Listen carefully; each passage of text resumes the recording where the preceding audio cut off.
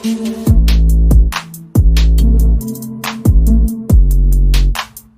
Friends, जी Dharmesh Kumar and स्वागत करता हूं आपका अपने YouTube channel keep learning with Dharmesh Kumar में। डियर फ्रेंड्स, आज हम करने वाले हैं एक और मोस्ट इंपॉर्टेंट आर्टिकल स्टैटिक्स का, जो कि है हमारा रेंच पे बेस्ड। इससे पहले जो आर्टिकल था उसमें हम कर चुके थे कि कोई भी अगर दो रेंच दिए हुए हैं आपको जो राइट एंगल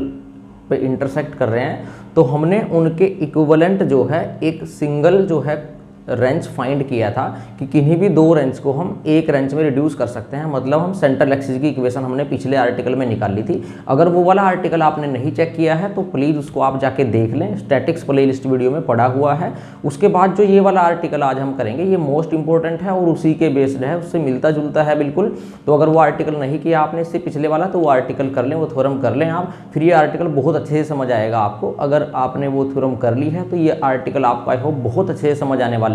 इस आर्टिकल में बेसिकली क्या करेंगे हम, यहाँ पे आपको एक रेंच गिवन है, ठीक है। यहाँ पे आपको एक रेंच दिया हुआ है और ये कह रहा है कि इस रेंच को आप रिजोल्व करके दिखाएं दो रेंच में, जो कि दो रेंच में रिजोल्व करेंगे वो रेंच जो है एक दूसरे को राइट एंगल पे ही इंटरसेक्ट करें, ऐसा हमने प्रूव करके दिखाना है। मतलब यहाँ पे गिवन है आपको एक रेंच, पिछले वाले आर्टिकल में गिवन थे आपको दो रेंच, और दोनों के दोनों रेंज पिछले वाले आर्टिकल में राइट एंगल पे ही इंटरसेक्ट कर रहे थे। फिर हमने उनको सेंट्रल एक्सिस की इक्वेशन उनकी हेल्प से फाइंड कर दी थी। तो यहाँ पे क्या है, यहाँ पे एक रेंच गिवन है आपको और उस रेंच की हेल्प से आपने बताना है कि वो रेंच जो है दो रेंच में रिजोल्व करके दिखाना है, रिड्यूस करके दिखाना है दो रेंच में। और जो दोनों रेंच में रिजोल्व करके दिखाओ, कह रहा है कि वो दोनों रेंच जो है आपके राइट एंगल पे इंटरसेक्ट कर रहे हैं, दोनों के बीच का एंगल 90 डिग्री है। तो जो डायग्रामेटिकली अगर मैं समझाऊं आपको, तो पिछले वाला जो डायग्राम था उससे मिलता जुलता ही डायग्राम है, सेम ही डायग्राम है, बस थोड़ी सी इसमें हम कंस्ट्रक्शंस अलग करेंगे और जो एक दो इक्वेशन है उसमें थोड़ा सा माइनर सा चेंज होगा। बाकी पिछले वाला आर्टिकल ही चलेगा। अगर वो आपने नहीं देखा प्लीज उसको जाके देख ले, फिर ये आर्टिकल बहुत अच्छे से समझ आने वाला है यहाँ पे। तो यहाँ पे डियर फ्रेंड्स क्या दिया हुआ आपको, एक रेंच दिया हुआ है। तो जो रेंच दिया हुआ ना, मतलब गिवन क्या है आपको मैं बता दूं पहले गिवन क्या है। गिवन है हमें एक रेंच गिवन है हमें, रेंच गिवन रेंच, ठीक है। रेंच के लिए क्या क्या नीड पड़ती है, एक फोर्स की और एक कपल की। तो मैंने सपोज कर लिया कि वो आर मेरे पास रेंच है और जो दूसरा इसके साथ कपल है पेयर में वो पी आर है, जहां पे पी रेंच की पिच है, P is the pitch of the wrench and P R is the couple and R is the force. मतलब आर हमारे पास फोर्स है और पी आर हमारे पास कपल है, क्योंकि मैंने बताया था कि पिच का फॉर्मूला क्या होता है, पिच आपकी स्मॉल पी से डिनोट करते हैं और पी के लिए आप मोमेंट मतलब कपल बाई फोर्स, ये फॉर्मूला हमारा पिच का होता है। तो इसकी हेल्प से अगर आप के की वैल्यू निकाल लें, कपल की वैल्यू निकाल लें यहाँ से, तो स्मॉल पी इंटू आर आ जाएगी। तो आर हमारा फोर्स है यहाँ पे, पी आर हमारा कपल है, जो गिवन रेंच है ये हमें गिवन है बस। उसके बाद उसने कहा है कि इस रेंच को आप रिड्यूस करके दिखाओ दो रेंच में। तो जो दो रेंच होंगे उनमें रिड्यूस कैसे करके दिखाएंगे, देखो पहले मैं ये रेंच ले लेता हूँ, ये कहाँ पे है इसकी पोजीशन और इसकी एक्सिस और इसकी डायरेक्शन क्या है। देखो ये डायग्रामेटिकली समझते हैं, बिल्कुल इजीली समझ आ जाएगा आपको, इतना मुश्किल नहीं है। ये डिस्टेंस मैंने बनाया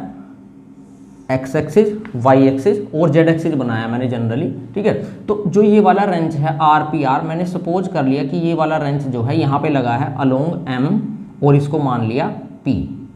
क्लियर, मतलब जो रेंच लगा हुआ है जो गिवन है आपको, ये फोर्स मैंने आर मान लिया और ये कपल जो है मैंने मान लिया ये आपको दिया हुआ है पी आर। तो ये वाला रेंच हमें दिया हुआ है, ठीक है। इस वाले रेंच के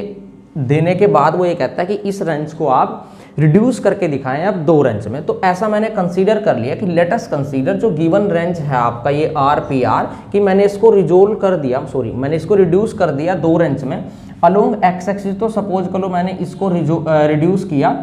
एक्स, और जो यहाँ पे आपने कपल लगाया है वो लगाया है सपोज करो आपका पिच, कि भैया आपकी पी एक्स और इंटू कैपिटल एक्स, और अलोंग वाई एक्सिस मैंने फोर्स लिया है वाई और पिच ली है मैंने मतलब कपल लिया है मैंने पी वाई इंटू वाई, ठीक है। ये मैंने कंसीडर किया है। मतलब क्या, जो मैंने सपोज कर लिया कि ये वाला रेंच दो रेंच में रिड्यूस हो चुका है। तो पहले वाले रेंच के केस में एक्स फोर्स है और पी एक्स इंटू एक्स मेरा कपल है, तो ये एक रेंच हो गया। वाई दूसरा फोर्स है, दूसरे रेंच का फोर्स है, और P Y into capital Y, ये दूसरे रेंच का क्या है, कपल है। तो एक कपल ये है, एक रेंच ये है, दूसरा रेंच ये है। इन दोनों रेंच में मैंने इसको रिड्यूस कर दिया, ऐसा सपोज कर लिया मैंने। और गिवन हमें याद रखना है, आर की वैल्यू गिवन है और पिच की वैल्यू गिवन है और कैपिटल आर की वैल्यू गिवन है। तो मुझे फाइंड क्या करना होगा डियर स्टूडेंट्स, यहाँ पे कैपिटल एक्स फाइंड करना है, पी एक्स फाइंड करना है और capital P X into capital x find करना है। अगर ये फाइंड हो गए आर पी आर की टर्म्स में, क्योंकि आर पी आर आपको गिवन है, तो मेरा क्वेश्चन जो है कंप्लीट हो जाएगा थ्योरम। ऐसे ही मुझे वाई पी वाई वाई की वैल्यू निकालनी होगी आर पी आर की टर्म्स में, क्योंकि यही गिवन है बस हमें। उसके बाद देखो थोड़ा सा इसको करने के लिए मैंने कंस्ट्रक्शन किया कि late us consider any parallel line about या फिर ऑफ दी MP, ठीक है। मैंने पैरेलल लाइन कंसीडर की, O इसको B मान ले या C मान ले, जो भी आपको अच्छा लगे, ठीक है। मैंने क्या कंसीडर किया, let us consider any line OB which is parallel to MP and make an angle theta with, इसको कह दो आप स्मॉल x, इसको कह दो आप स्मॉल y, इसको कह दो आप z एक्सिस स्मॉल z, ठीक है। मतलब मैंने क्या कंसीडर किया, let us consider OB be the parallel line with the of the MP and which makes theta with the x axis, जो एक्स एक्सिस के साथ थीटा एंगल बना रही है। तो आप अगर देखें इसको तो ये कल वाले की तरह ही जो हमने आर्टिकल किया था पिछले वाला थ्योरम, बिल्कुल सेम ही है, बिल्कुल क्या है ये सेम ही है, उसके जैसा ही आर्टिकल है, वही सेम डायग्राम बन रहा है। उसके बाद अब डियर स्टूडेंट्स ये जो MP है ये तो गिवन है हमें, मतलब ये वाला रेंज गिवन है, तो मैंने ये भी हमें गिवन है कि जो ये रेंज है आपका, मैंने मान लिया कि ये जो ओरिजिन से ना A डिस्टेंस पे दिया हुआ आपको स्मॉल a की वैल्यू क्या गिवन है, मतलब OM जो डिस्टेंस है वो स्मॉल a गिवन है। तो मुझे क्या क्या गिवन है, स्मॉल a भी मुझे गिवन है। तो ध्यान रखें आपको R, PR और A position of the range given है, सब कुछ हमें ये फाइंड करना है, X P X X, Y P Y Y, ये सब हमें फाइंड करना है। तो जैसे कि मैंने पिछले वाले आर्टिकल में किया था, मैं क्या करूँगा, जो रिजल्टेंट रेंज हमारे पास ये है R P R, और इसको किन रेंज में रिजोल्व किया है, ये रिड्यूस किया है हमने X P X X, Y P Y Y में। तो मैं क्या कहता हूँ कि भैया अब रिजोल्व पार्ट निकाल ले पहले आप फोर्स के, मतलब आप फोर्स के बारे में बात करते हैं। देखो फोर्स हमारा रिजल्टेंट फोर्स क्या है हमारे पास, R है, ठीक है। और किनका रिजल्टेंट फोर्स है ये, फोर्स X का और फोर्स Y का। तो मैंने आपको पिछले वाले डायग्राम में बिल्कुल अच्छे से बताया था कि जब मैंने इसको R को अगर मैं यहाँ पे थोड़ी देर के लिए मान लिया था, मैंने इसको अलोंग OA मानना था वहाँ पे, या अलोंग OB मानना था, तो यहाँ पे हमने ले लिया था R और यहाँ पे एक लाइन ड्रॉ करके उसके अलोंग ले लिया था हमने कपल G, जो कि PX X PY Y का क्या था, रिजल्टेंट था। ये मैंने ले लिया था पिछले वाले आर्टिकल में। तो वहाँ से डायरेक्ट अगर मैं लिखूँ तो हमारे पास X जो कंपोनेंट था ये क्या आया था, x तो था हमारे पास R cos ऑफ थीटा, और y की जो वैल्यू गिवन थी हमें वो यहाँ पे हमने फाइंड कर ली थी R sin थीटा। अगर आपने पिछले वाला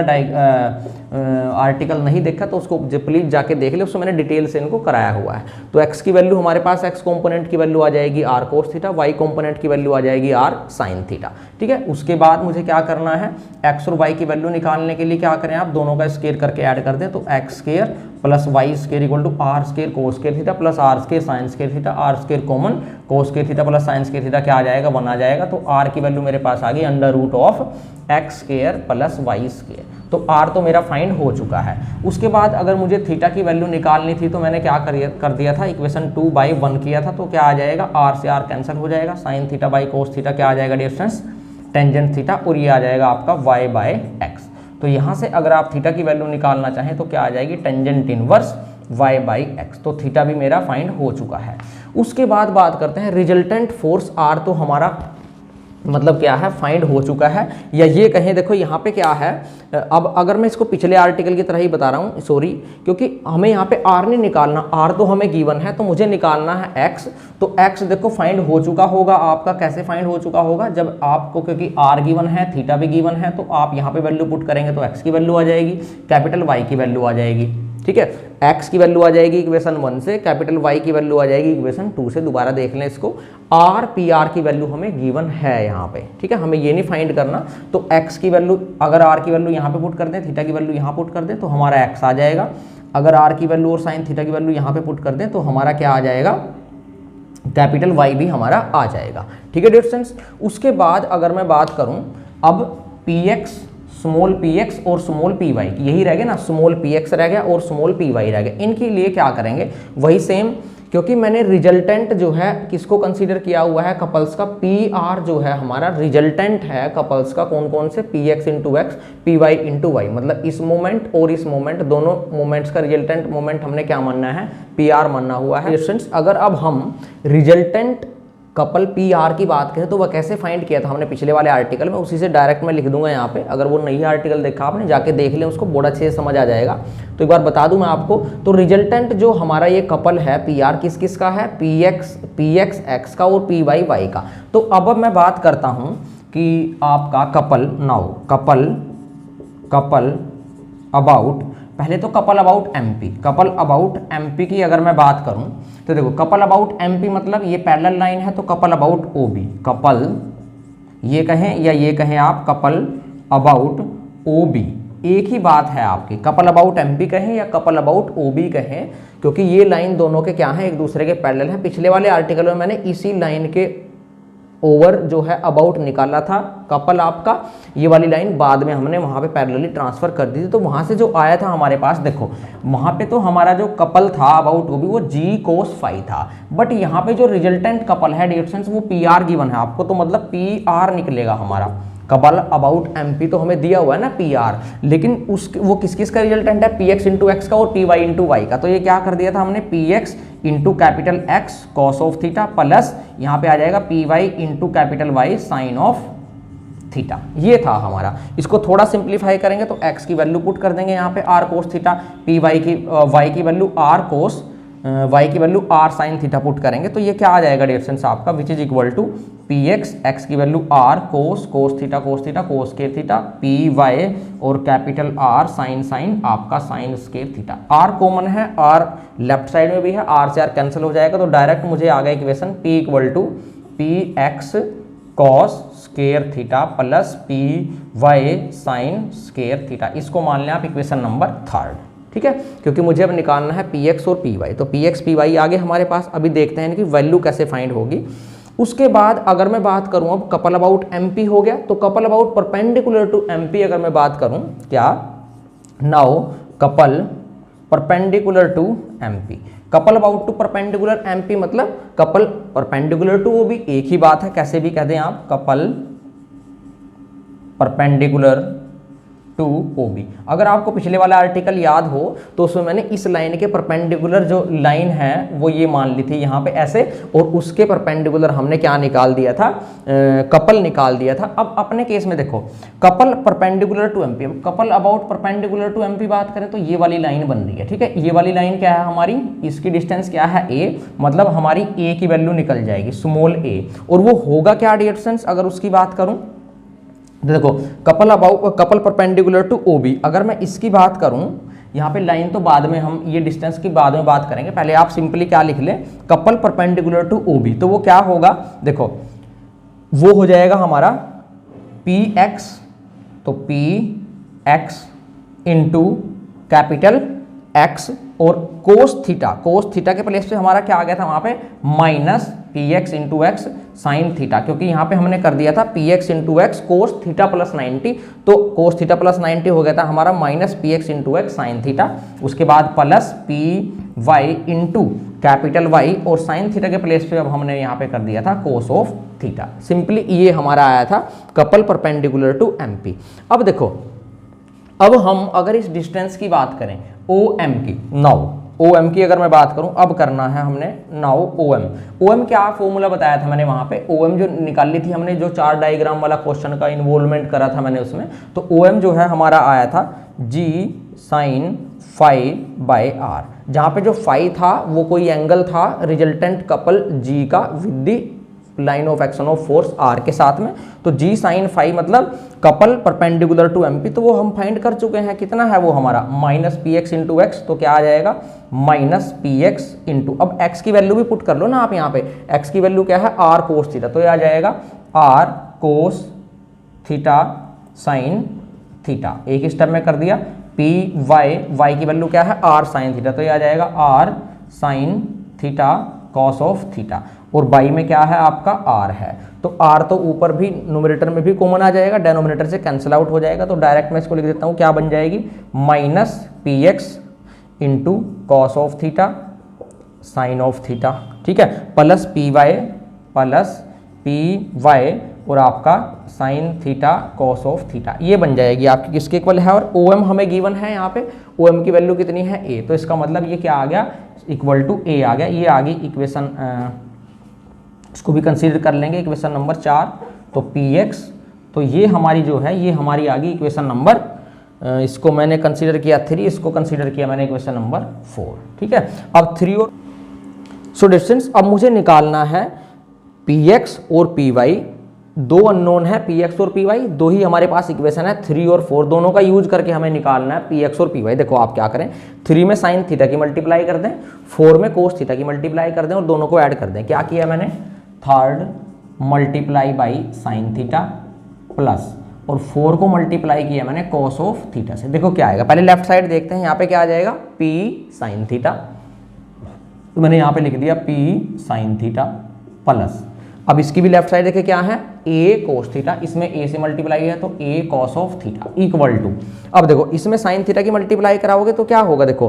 P X cos square theta into sine square theta, sorry P X cos square theta sine theta, तो लिखेंगे यहाँ पे पी एक्स साइन थीटा की मल्टीप्लाई हुई है और कोस स्क्वायर थीटा हमारा एज इट इज है। यहाँ पे क्या आ जाएगा P Y sine cube theta, तो plus P Y sine cube theta plus, उसके बाद क्या करें, इस वाली इक्वेशन में किसकी मल्टीप्लाई हुई है कोस थीटा की, तो देखो कोस स्क्वायर थीटा आ जाएगा, तो प्लस यहाँ पे माइनस है तो ये माइनस का आएगा, माइनस क्या आ जाएगा पी एक्स कोस थीटा की मल्टीप्लाई मतलब कोस स्क्वायर थीटा आ जाएगा, तो कोस स्क्वायर थीटा और साइन थीटा एक एंगल है, प्लस कोस थीटा की मल्टीप्लाई हुई है तो sine theta cos square theta आ जाएगा, तो पी वाई साइन थीटा और कोस स्क्वायर थीटा। अब इसको थोड़ा सिंप्लीफाई कर दें, आप देखो ये पी एक्स साइन थीटा कोस के थीटा हो जाएंगे कैंसल आउट, यहाँ से क्या कॉमन नजर आ रहा है आपको, दोनों में पी वाई साइन थीटा, तो पी वाई साइन थीटा तो कॉमन आ गया, बचेगा क्या यहाँ से बचेगा साइन स्क्वायर थीटा और यहाँ से क्या बचेगा आपका प्लस कोस स्क्वायर थीटा। तो हमें पता है sign square theta plus cos square theta 1 होगा, तो मेरे पास आ गया पी वाई साइन थीटा, तो मुझे निकालना था पी वाई साइन थीटा को मैं इधर सिर्फ मल्टीप्लाई कर डिवाइड कर दूंगा, तो क्या आ जाएगा, देखो पी साइन थीटा क्या आ जाएगा 1 आ जाएगा plus A cos theta by sine theta कितना हो जाएगा आपका कोटजेंट थीटा, तो cot theta equal to P Y. So distance यहाँ से जो है हमारा पी वाई फाइंड हो चुका है। देखो किसकी टर्म्स में आया है, पी की टर्म्स में आया है, ए की, पी की वैल्यू भी गिवन है, ए की वैल्यू भी गिवन है, थीटा की वैल्यू, तो इसका मतलब हमारा जो पी वाई है, थीटा यहाँ से फाइंड कर लें अगर आप, तो इसका मतलब तो क्या है कि भाई आपका पी वाई भी फाइंड हो जाएगा। तो पी वाई निकल गया, अब मुझे पी एक्स निकालना है। हाँ, पी एक्स के निकालने के लिए क्या करेंगे, देखो आप वही इक्वेशन 3 भी है 4 भी है, इन दोनों का हम क्या कर सकते हैं यूज कर सकते हैं। उसके लिए क्या करें, अगर डियर फ्रेंड्स यहाँ से, ठीक है, यहाँ से इक्वेशन 3 से अगर आप P X cos square theta को एक साइड रखें और इसको क्या करें P minus P Y sine square theta लिख दें, तो फ्रॉम थर्ड लिख रहा हूं मैं, फ्रॉम थर्ड क्या हो जाएगा आपका P X cos square theta हमने एक साइड ही रखा क्योंकि पी एक्स की वैल्यू निकालनी है, तो P X cos square theta equal to, इसको मैं लेफ्ट साइड ले आया तो क्या हो जाएगा P minus P Y sine square theta, P Y sine square theta, ठीक है। ये वाली पी वाई की जो वैल्यू है यहाँ पे पुट कर दे तो क्या हो जाएगा पी माइनस पी वाई की वैल्यू क्या है पी प्लस ए कॉट थीटा और साइन स्क्वायर थीटा आपका एज टी आ जाएगा, तो P X cos square theta, solve करें इसको क्या आएगा P minus sign square theta की मल्टीप्लाई तो minus P sign square theta और ये माइनस प्लस माइनस ए कोट थीटा क्या होता है आपका कोस theta by sine theta, solve कर लेंगे ना इसको साइन स्क्वायर थीटा, तो थोड़ा सोल्व और करें P minus P sign square theta और साइन थीटा से एक साइन थीटा कैंसिल, ये हो जाएगा माइनस ए कोस थीटा साइन थीटा, तो माइनस ए कॉस थीटा साइन थीटा, ये हो जाएगा आपका। और लेफ्ट साइड क्या चल रही है आपकी P X cos square theta. Next step में अगर आप देखें यहाँ से कोस स्क्वायर थीटा से पूरी इक्वेशन को डिवाइड भी करा सकते हैं आप, तो आपका क्या आ जाएगा यहाँ से पी एक्स की वैल्यू आ जाएगी। तो डिफरेंस हमारा पी एक्स भी फाइंड हो गया, पी वाई भी फाइंड हो गया और हमारा कैपिटल एक्स और कैपिटल वाई इक्वेशन 1 इक्वेशन 2 से फाइंड हो चुके हैं। तो इसका मतलब ये जो X P Y Y P Y ये सभी थे हमारे फाइंड हो चुके हैं। इसका मतलब तो ये जो रेंज था आपका आर पी आर ये रिड्यूस हो चुका है, ये रिड्यूस किस में हो गए, दो रेंचेज में रिड्यूस हो गया, एक अलोंग एक्स एक्सिस है, एक अलोंग वाई एक्सिस है और दोनों के दोनों राइट एंगल पे भी इंटरसेक्ट कर रहे हैं। उसके बाद उसने ये भी पूछा आपसे कि ऐसा आप इनफाइनाइट नंबर ऑफ वेज में कर सकते हैं। अब इनफाइनाइट नंबर ऑफ वे को कैसे समझे, देखो जो ये डिस्टेंस है ए है, तो ये डिस्टेंस हो सकता है 3 सेंटीमीटर हो, अगली बार आप उसको 4 सेंटीमीटर ले ले, 5 सेंटीमीटर ले ले, तो कितने डिस्टेंसेज हम कंसीडर कर सकते हैं, क्योंकि नंबर्स हमारे पास इनफाइनाइट हैं। तो ऐसा हम infinite number of way infinite तरीकों से कर सकते हैं कि किसी रेंज को आप रिड्यूस कर सकते हैं दो रेंज में, तो दोनों रेंज राइट एंगल पे क्या कर रहे हैं, इंटरसेक्ट। सो डिफरेंस, आपको वीडियो कैसी लगी, समझ आई या नहीं, और अगर समझ आई है तो प्लीज़ आप लाइक करें, कमेंट करें और ज़्यादा से ज़्यादा आप अपने फ्रेंड्स के साथ शेयर जरूर किया करें ताकि उनको भी इसका बेनिफिट मिल सके। और इसके बाद जो हमारी वीडियोज़ रहेंगी उसमें हम न्यूमेरिकल क्वेश्चंस करेंगे रेंचेज वाले चैप्टर के, बहुत इंपॉर्टेंट हैं, आ जाते हैं। तो उसके बाद आप बने रहें हमारे साथ, और तब तक के लिए जय हिंद, जय भारत। मिलते हैं नेक्स्ट वीडियो में and thank you so much.